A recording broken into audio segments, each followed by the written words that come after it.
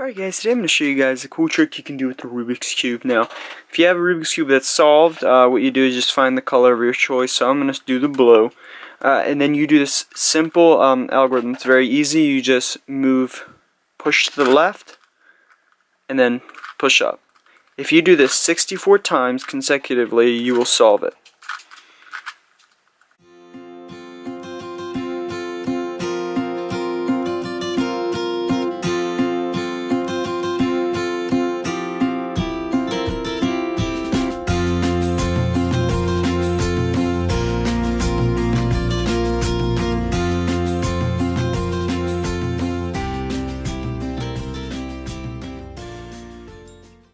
So eventually, after doing it for so long, about 64 times,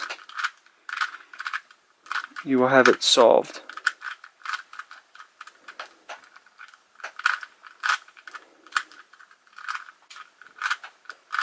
Right there.